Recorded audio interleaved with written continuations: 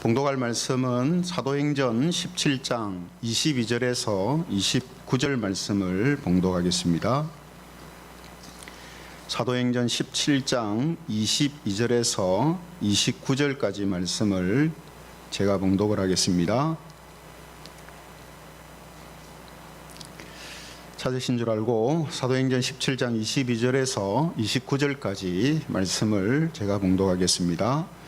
바울이 아레오바고 가운데 서서 말하되 아덴 사람들아 너희를 보니 범사에 종교심이 많도다. 내가 두루 다니며 너희가 위하는 것들을 보다가 알지 못하는 신에게라고 새긴 단도 보았으니 그런즉 너희가 알지 못하고 위하는 그것을 내가 너희에게 알게 하리라. 우주와 그 가운데 있는 만물을 지으신 하나님께서는 천지의 주제시니 손으로 지은 전에 계시지 아니하시고 또 무엇이 부족한 것처럼 사람의 손으로 섬김을 받으시는 것이 아니니 이는 만민에게 생명과 호흡과 만물을 친히 주시는 이심이라. 인류의 모든 족속을 한 혈통으로 만드사 온 땅에 살게 하시고 그들의 연대를 정하시며 거주의 경계를 한정하셨으니 이는 사람으로 혹 하나님을 더듬어 찾아 발견하게 하려 하심이로되 그는 우리 각 사람에게서 멀리 계시지 아니하도다. 우리가 그를 힘입어 살며 기동하며 존재하느니라. 너희 시인 중 어떤 사람들의 말과 같이 우리가 그의 소생이라 하니, 같이 읽겠습니다. 이와 같이 하나님의 소생이 되었은즉 하나님을 금이나 은이나 돌에다 사람의 기술과 고안으로 새긴 것들과 같이 여길 것이 아니니라. 아멘. 오늘은 대열의문답 22번째 시간으로 인류의 타락에 대한 주제를 가지고 말씀을 함께 살펴보겠습니다. 성경은 우리에게 이야기하기를 첫사람 아담의 범죄로 인해서 모든 사람이 타락하고 죄인이 되었다, 이렇게 말해주고 있습니다. 이것이 인류에 대한 그 하나의 시작과 또 인류의 어떤 상태에 대한 평가가 되는 것이죠. 모든 사람은 죄로 인하여서 타락한 그런 존재다 하는 것입니다. 그런데 어떤 사람들은 성경이 하는 이러한 말씀을 이해할 수 없고 믿을 수 없는 말이다, 이렇게 말을 합니다. 그렇다면 성경은 인류의 타락에 대해서 어떻게 말씀하고 있는가? 오늘 대열의문답을 중점적으로 해서 성경 말씀과 함께 살펴보도록 하겠습니다. 대열의문답 22번째 질문이 뭐냐면요, 모든 인류가 그 첫 범죄에서 타락했습니까? 이렇게 질문하고 있습니다. 모든 인류가 그 첫 범죄에서 다 타락한 겁니까? 이렇게 묻는 거죠. 여러분, 그 첫 범죄라는 것은 이제 우리가 흔히 말하는 원죄를 말하죠. 그죠? 첫 사람이 죄를 지음으로 인하여서 시작된 죄, 모든 인류에게 함께 그 죄값을 치르게 되는 죄, 그 원죄를 말하죠. 그런데 과연 모든 인류가 그 첫 범죄로 인하여서 타락했는가? 이렇게 질문을 이제 하고 있습니다. 그래서 여러분, 이 질문을 하는 이유가 뭐겠습니까? 서두에서 말씀드린 것처럼 사람들은 성경이 이렇게 이야기하는 것에 대하여서 이해하지 못하겠다, 불합리하다, 불공평하다, 어떻게 사람이, 얼굴도 모르는 사람이 지은 죄를 그 자손들이 다 그 죄를 다 덮어써서 죄인으로 이렇게 살 수가 있느냐, 이것은 받아들일 수 없는 이야기다, 이렇게 사람들이 이야기를 하기 때문에 오늘 대열의문답에서 이런 부분들을 이제 다루고 있는 것이죠. 그래서 이 질문에 대해서 그 답을 먼저 보면 이렇게 답을 하고 있습니다. 앞에 보시면서 같이 읽어보겠습니다. 답만 읽어보겠습니다. 시작. 아담과 맺은 언약은 그 자신만을 위한 것이 아니라 공적인 사람으로서 그의 후손들을 위한 것이며 아담으로부터 내려온 모든 인류가 그의 안에서 죄를 범했고 그 첫 범죄에서 그와 함께 타락했습니다. 대열의문답의 답은 뭡니까? 그렇다는 거죠. 모든 인류가 그 첫 범죄에서 다 타락했다. 이렇게 답을 이제 하고 있습니다. 근데 여러분, 이 이제 대답을 우리가 보면은 두 가지 특징이 나타나는데요. 그 두 가지 특징이 뭐냐면은 통일성과 대표성의 원리가 움직이고 있다라는 것입니다. 통일성과 대표성의 원리. 그 여러분, 이것을 우리가 잘 이해하지 못하면 앞서 말씀드린 것처럼 한 사람이 지은 죄로 인하여서 모든 사람들이 죄인이 되는 이런 성경의 이야기를 이해할 수가 없는 거예요. 그래서 이 통일성의 원리와 대표성의 원리를 가지고 인류의 타락을 조명해봐야 이것이 믿지는 못하더라도 이것이 논리적이고 아주 합리적인 이야기구나 하는 것을 우리가 이해는 할 수가 있다는 거죠. 왜 이 부분이 중요하면 성경은 억지를 이야기하는 게 아니거든요. 그러니까 논리도 없고 합리적이지도 않은 것을 무조건 믿어라라고 그렇게 강요하는 종교가 기독교가 아닙니다. 성경은 너무나 논리적이고 너무나 합리적이에요. 이 세상의 어떤 기준으로 볼 때에는 그렇지 않은 부분도 있지만 대부분이 다 그런 성격을 갖고 있다라는 것입니다. 그렇기 때문에 우리 기독교인들이나 교회는 비상식적인 그런 단체나 존재로서 이 세상에 있는 것이 아닙니다. 물론 신앙적인 부분에 있어서는 다름이 있을 수 있지만 일반적인 그런 어떤 모습 속에서는 훨씬 세상 사람들이 가지고 있는 일반적인 상식과 윤리와 도덕의 기준을 넘어서는 그런 모습으로 사는 사람들이 그리스도인이고 교회입니다. 그렇기 때문에 교회가 세상에 신앙적인 문제가 아니라 다른 것으로 인해서 욕을 먹는다, 사람들로부터 비난을 받는다, 이건 심각한 문제인 거예요. 그 말은 무슨 말이냐면 교회와 교인들이 그만큼 신앙적인 수준과 윤리적인 수준이 떨어졌다는 말이거든요. 교회사를 봐도요, 그런 경우는 없습니다. 그런 경우는 교회가 진짜 세상보다 못한 타락한 모습을 가졌을 때에 세상 사람들로부터 교회와 교인들이 비난을 받았어요. 그러나 그렇지 않은 시대는 아무리 신앙적인 부딪힘이 있고 또 종교를 받아들이지 않고 받아들이는 사람과의 어떤 서로의 다름이 있어도 그런 면에 있어서 비난을 교회나 교인들이 받지 않았거든요. 이런 차원에서 지금 우리가 살고 있는 이 시대가, 특히 한국 사회, 한국 교회가 심각하다는 것이 바로 이런 면에서 그러는 것입니다. 한국 교회와 한국 교회 성도들이 세상 사람들이 생각하는 상식적인 수준, 그리고 윤리적이고 도덕적인 양심의 수준, 이것도 제대로 넘어서지를 못하기 때문에 비난받고 나쁜 소리를 듣는 이 자체가 뭡니까? 이 교회와 교인들이 지금 문제가 있다라는 거죠. 이런 의미에서 오늘 우리가 이런 말씀들을 통해서 잘 살펴봐야 하는 것이다라는 겁니다. 오늘 대열의 문답은 이 인류의 타락과 관련해서 뭘 가르쳐 준다 했습니까? 통일성과 대표성이라는 것을 가르쳐 준다라고 했죠.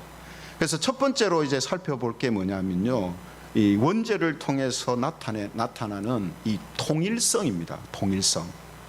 그래서 모든 인류는 아담 한 사람으로부터 시작했기 때문에 통일성을 갖고 있다라는 거예요. 통일성을.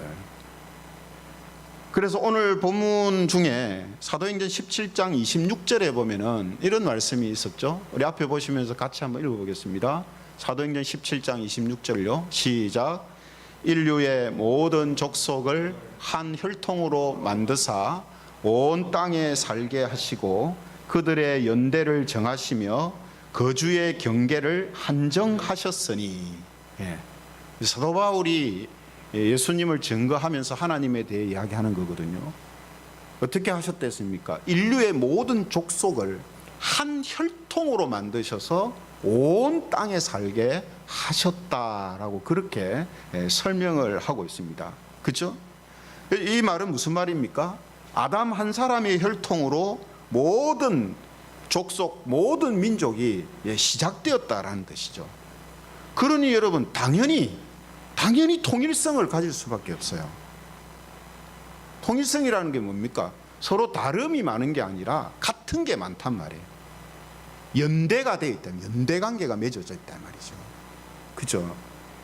그래서 여러분 이 인류의 어떤 기원이 하나에서 시작되었다, 혹은 한 곳에서 시작되었다라는 말은 성경만이 이야기하는 게 아닙니다.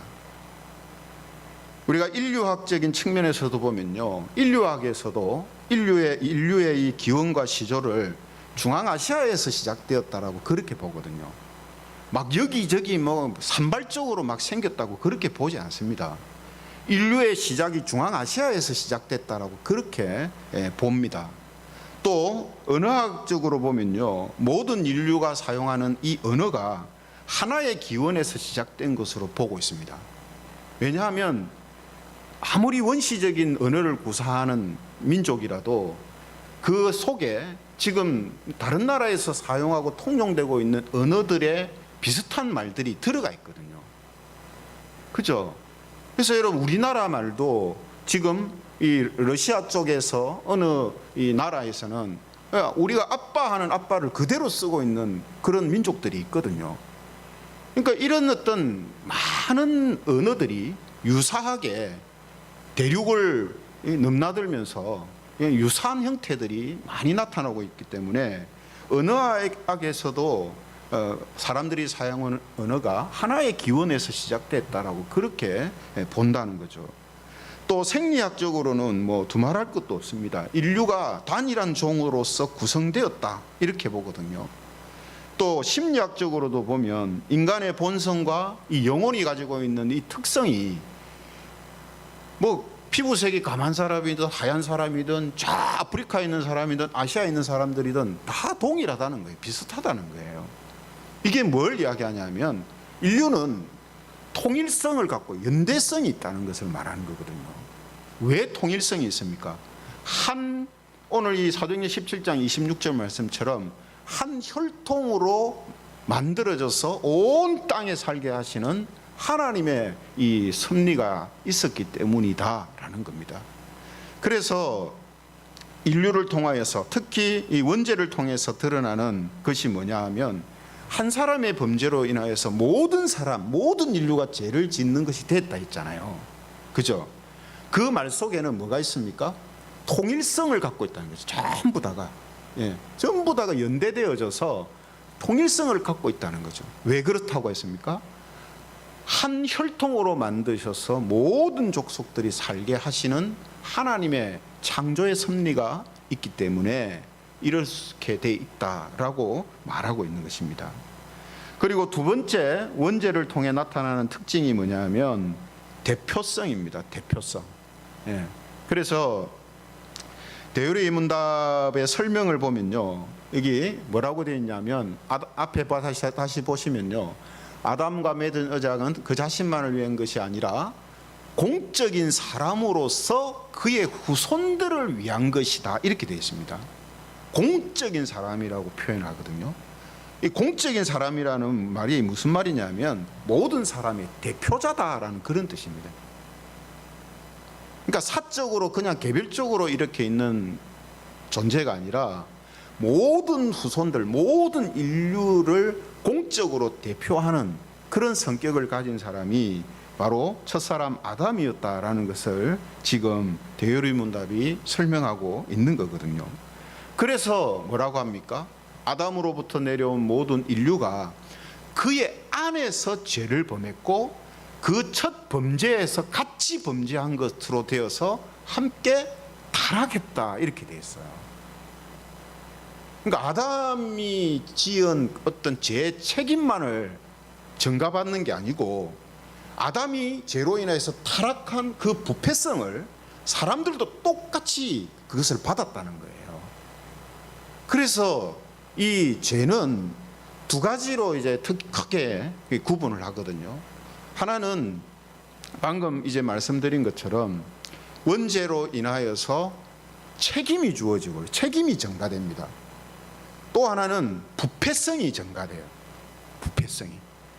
그러니까 우리가 단순히 내가 뭐 아담의 죄만 내가 대신 책임을 안 지면은 나는 괜찮을 건데 생각하는데, 그거 그렇게 괜찮은 게 아니라 그 책임만 인류에게 주어지는 것이 아니고 그 죄로 인한 부패성이 똑같이 우리에게도 영적인 유전이 되는 거예요.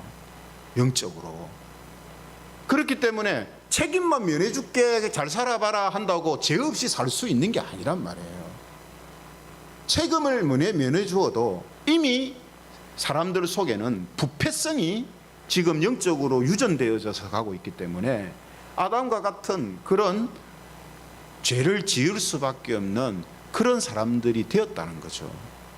이런 의미에서 이 대표성이라는 것, 이것을 지금 이 설명 속에서 아주 분명하게 드러나고 있습니다. 그래서 요즘 이제 이 신세대 문화 중에 이 배틀이라는 단어를 많이 쓰는 그 특징이 나타나거든요. 배틀. 이 배틀은 영어로 이제 영어인데 우리나라 말로는 전투입니다. 전투. 배틀이 전투인데, 이 배틀이라는 단어는 어떤 의미로 이제 사람들이 쓰냐면 1대1로 맞서서 대결하는 것을 이르는 말이거든요. 1대1로 싸우는 어떤 것들을 대결하는 것을 배틀을 한다, 이렇게 되어 있습니다. 그래서 이제 사람들은 이 배틀이라는 단어가 그런 의미로 사용된 것이, 이 사람들이 이제 신세대가 랩을 하면서 랩으로 노래하면서 서로 이렇게 대결하는 랩 배틀이라는 단어 표현 속에서 처음 사용되었다, 이렇게 유래를 이제 보는 경우가 많은데요. 지금은 이 배틀이라는 단어가 랩만 아니라 뭐 춤추는 데도 사용되고 또 게임하는 데도 이 단어들이 게임 이름에 사용되고, 또 여러 가지 신세대 문화에서 서로 대결하는 이런 일들을 이 표현할 때 배틀이라고 씁니다. 근데 여러분, 이 배틀을 할 때 1대1로 하는 건데 팀을 대표해서 배틀하는 게 있어요. 팀을 대표해서 한 사람이 나와가지고 이걸 배틀이라고 이렇게 하거든요. 그랬을 때에 이 배틀에서 대표로 나온 사람이지만 그 사람이 이기게 되면 그 사람이 속해 있는 팀 전체가 이기게 되고 그 이기는 혜택을 다 누리게 되는 거예요. 반대로 진 쪽은 어떻게 되냐면 한 사람이 진 건데 그 사람이 대표로 나왔기 때문에 그 사람이 속해 있는 그 팀은 전체적으로 그 진 것에 대한 책임을 함께 지게 된단 말이죠. 그 지금 여러분, 이 아담을 통하여서 대표성의 원리가 원죄 속에 움직인다라는 말이 바로 이런 이제 의미를 가지고 말하고 있는 겁니다. 그래서 로마서 5장 12절에 보면은 이런 말씀이 있습니다. 로마서 5장 12절 우리 같이 읽어보겠습니다. 시작.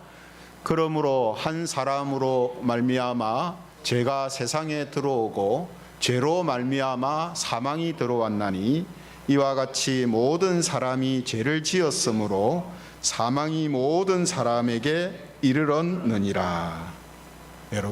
여러분 이 아담은요 대표성을 가지고 있기 때문에 한 사람이 죄를 지었지만 모든 사람이 죄를 지은 것 같이 됐다 했습니다. 그죠? 한 사람의 죄로 인해서 사망이 들어왔지만 모든 사람에게 사망이 이르게 된 것이다, 이렇게 설명을 하고 있습니다. 이런 일이 어떻게 일어납니까? 대표성의 원리 때문에 그렇습니다. 그죠? 그리고 앞에 제가 이야기한 통일성, 서로가 연대를 맺고 있기 때문에, 그죠? 유기적인 관계로 맺어져 있기 때문에 이런 일이 일어나게 된다라는 겁니다. 그런데 여러분, 중요한 사실이 뭐냐 하면 이 통일성과 대표성의 원리는 아담에게만 적용되는 것이 아니라 예수님한테도 적용되고 있다라는 겁니다. 그래서 로마서 5장 18절 19절에 보면 예수님에 대하여서 이렇게 이야기하는 것을 보게 됩니다. 로마서 5장 18절 19절 같이 읽겠습니다. 시작. 그런즉 한 범죄로 많은 사람이 정죄에 이른 것 같이 한 의로운 행위로 말미암아 많은 사람이 의롭다 하심을 받아 생명에 이르렀느니라. 한 사람이 순종하지 아니함으로 많은 사람이 죄인 된 것 같이 한 사람이 순종하심으로 많은 사람이 의인이 되리라. 예. 이거 지금 보십시오. 한 범죄로 많은 사람이 정죄에 이르게 한 사람이 누굽니까? 아담이잖아요. 근데 한 의로운 행위로 말미암아 많은 사람이 의롭다 하심을 받고 생명을 얻게 하신 분이 누굽니까? 예수님이란 말이죠. 그러니까 우리가 예수님을 믿어 구원을 받는다는 것도 결국은 통일성과 대표성의 원리를 통해서 우리가 구원을 받는 것이거든요. 그래서 우리가 구원을 자랑하지 못하고 우리가 그 구원에 대하여서 내가 그 구원을 이루었다라고 말을 우리가 하지 못하는 이유가 대표성의 원리를 통해서 예수님이 승리하신 것이 나의 승리가 되고 예수님을 통해서 생명이 주어지는 것이 나에게 주어졌기 때문에 이거 하나님 앞에서 우리가 생명을 얻음, 구원을 얻음을 자랑하지 못한다 이렇게 말하는 것이거든요. 그렇죠? 그래서 지금 로마서는 바로 이 부분을 설명해 주고 있습니다. 또 고린도전서 15장에도 같은 말씀을 하고 있는데요. 고린도전서 15장 21절에서 22절 말씀에 보면 이런 말씀을 하고 있습니다. 이 말씀도 앞을 보시면서 같이 한번 읽어보겠습니다. 시작. 사망이 한 사람으로 말미암았으니 죽은 자의 부활도 한 사람으로 말미암는도다. 아담 안에서 모든 사람이 죽은 것 같이 그리스도 안에서 모든 사람이 삶을 얻으리라. 예. 첫사람 아담. 그래서 예수님을 둘째 아담이라고 그렇게 성경이 말하고 있는 거거든요. 그러니까 첫사람 아담도 통일성과 대표성의 원리를 통해서 사람들이 모두 죄인이 되게 한 것처럼 예수님 둘째 아담이신 예수님께서 오셔서 예수님 한 분의 의로운 행위를 통해서 모든 사람들이 구원을 받는 길을 열어놓으시고 삶을 얻게 되는 일이 일어나게 되었다. 이것을 설명하는 겁니다. 그렇죠? 그래서 여러분 오늘 성경이 이야기하는 이 원죄, 인류의 그 타락 이것과 관련해서 이 통일성과 대표성의 원리가 작용되어지고 있습니다. 그런데 여러분 이 두 원리는 앞서 제가 설명드린 이 배틀 문화처럼요, 우리 일상생활 속에서도 항상 작용하고 움직이고 있는 원리예요. 맞잖아요. 그래서 여러분 가정의 대표, 직장의 대표, 나라의 대표로 인해서 그에 속한 사람들의 생명과 삶이 좌우되는 일들이 아직 많거든요. 우리 주변에. 또 대표성과 통일성이 사람이 선택을 하는 것도 있지만 사람의 의사와 상관없이 주어지는 것도 있습니다. 그죠? 그것에 대해서 우리가 뭐 잘못됐다, 불공평하다, 불합리하다 뭐 이렇게 안 하잖아요. 그죠? 그래서 우리가 하나님께서 이런 통일성과 대표성의 원리를 가지고 인류를 대하시는 것은 우리의 어떤 선택이 아닙니다, 사실은. 그죠? 우리가 선택한 거 아니잖아요. 하지만 우리의 선택이 아니라 하는 것 때문에 하나님께서 이 세상을 또 사람을 그렇게 대하시기로 작정하시고 그 가운데 섭리하시는 것을 가지고 불합리하다, 불공평하다, 못 받아들이겠다, 못 믿겠다 이렇게 한다는 것은 이건 마치 대한민국에 태어났는데 대한민국에 태어난 건 나 싫다, 못 살겠다, 또 어떤 가정에서 태어났는데 이 가정은 내가 원해서 태어난 가정 아니다, 나는 다른 가정으로 갈 거다 막 이렇게 안 하잖아요. 사람들이 다 그렇게 한다면 어떻게 되겠어요? 세상이 엉망이 되겠죠. 엉망이. 그렇죠? 그러니까 우리가 여러분 이 인류가 한 사람으로 인해서 타락하고 원죄 책임을 지게 되었다라는 이 원리가 사람들이 말하는 것처럼 그렇게 비상식적이고 비논리적이고 도저히 받아들일 수 없는 그런 이야기가 아니다라는 것을 우리가 먼저 알고 있어야 됩니다. 그죠? 그러므로 원죄로 인하여서 모든 사람이 죄인이 되어지는 이 원리는 전혀 문제가 없는 거예요. 그죠? 그래서 우리가 이 부분을 잘 알고 있어야 하기 때문에 원죄가 뭐 잘못됐다, 뭐 사람들이 어떻게 한 사람 때문에 다 죄인이 될 수 있느냐 했을 때 설명은 못 하더라도 우리가 신앙이 흔들리면 안 된단 말이에요. 그래서 원죄를 이야기하고 인류의 타락을 이야기하고 모든 사람이 죄인이라는 것을 이야기하면서 그것이 불합리하고 잘못된 거다라고 말하는 사람들이 있다면 이 두 가지를 항상 기억하시라는 말이에요. 뭘요? 통일성과 대표성의 원리로 보면 전혀 문제가 없는 것입니다. 전혀 비논리적이지도 않고 비합리적이지도 않다. 그래서 우리의 신앙이 이런 것으로 인하여서 흔들리거나 또 오해하는 이런 일이 있어서는 안 되기 때문에 대열이 문답은 이런 내용을 우리에게 가르쳐주고 있는 것입니다. 그렇죠? 그래서 여러분, 오늘 이 원리를 우리가 다시 한번 생각하면서 하나님께서는 모든 인류를 이 통일성과 대표성의 원리를 따라서 대하시기로 작정을 하셨습니다.